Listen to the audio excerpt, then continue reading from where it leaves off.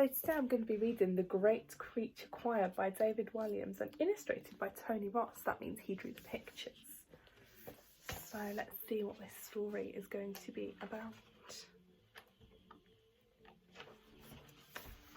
Warble was a walrus who loved to warble. She warbled on the ice. Boom, boom, boom. She warbled underwater. Blub, blub, blub. She warbled all day and all night. Warble's dream was to warble all over the world and maybe one day take part in the great big animal talent show. But there was just one teeny-weeny problem. The sound she made was absolutely shocking. Whenever Warble warbled, seals scarpered, plop, bears bolted, dash, and penguins pegged it, flutter. Warble warbled so loudly that the ice sheet would crack and splosh, plunging her hurdle of walruses into the freezing cold sea. Icebergs would explode, bang, pelting everybody with ice cubes, bish, bash, bosh. The huddle couldn't take it anymore. The biggest, fattest one bellowed, "No more warbling, Warble." But, she pleaded, "No buts. When you warble, it is awful." "But warbling makes me happy. Please can I warble some more?" "No." The whole herd joined in the chorus of no's except one. Warble's friend, the littlest walrus, stuck up for her. Not warbling made Warble sad. Aww. One morning the sun was shining and Warble just couldn't help herself.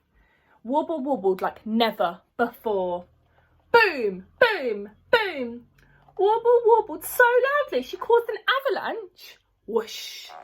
Everybody was buried in deep, deep snow. The avalanche was the final straw. That night, while Warble was warbling in her sleep, the huddle made an escape. "No one make a sound," hissed the biggest, fattest one. "Now follow me." "Where on earth are we going?" asked the little one. "As far away from Warble as we can. The Antarctic." "But, son," I said, "follow me." They all tiptoed across the ice one by one and flopped into the water. Plop, plop, plop. The littlest one took the last look at his friend. "Never stop warbling, Warble," before disappearing into the inky sea.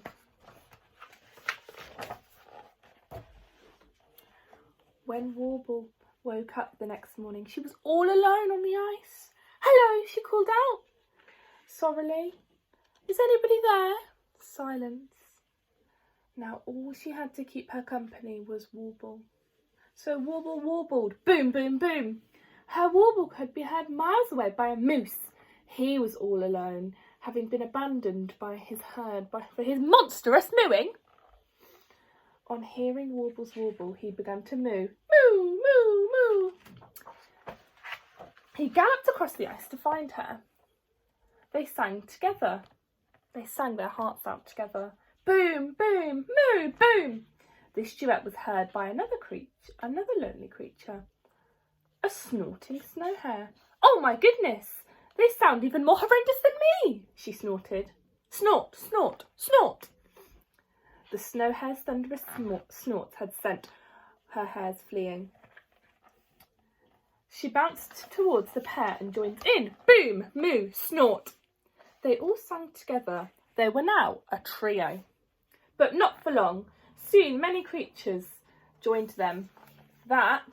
It was a choir. The Great Creature Choir. Bark, moo, snort, boom. All animals were welcome. Warble never ever said no to anybody. The sound of the creature choir made was nothing short of atrocious.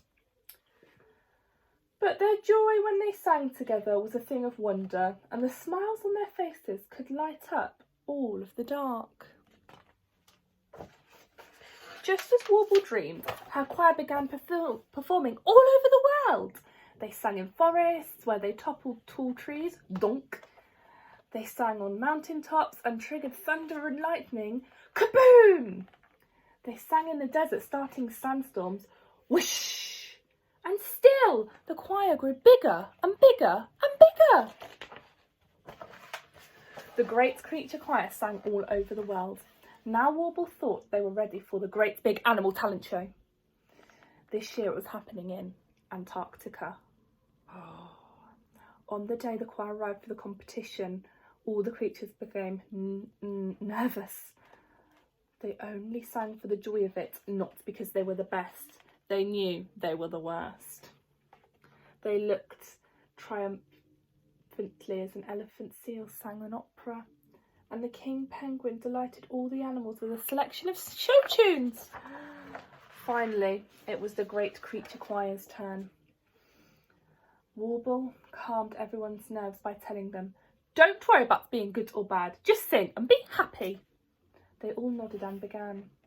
The smiles on their faces delighted everyone, even if the noise was dreadful.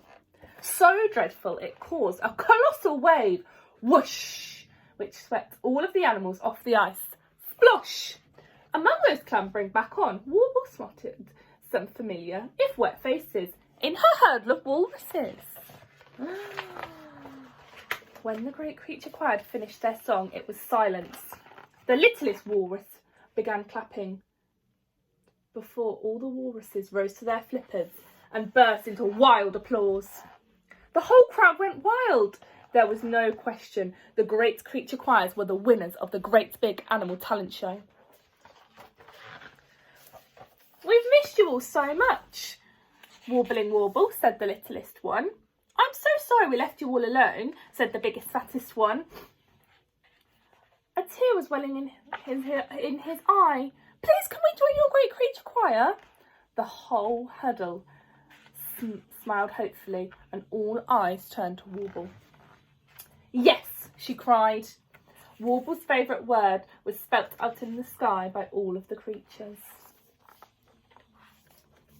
And all the walruses warbled. Of all of the other walruses, Warble warbled worse than Warble. No matter. All that did matter was that they were happy.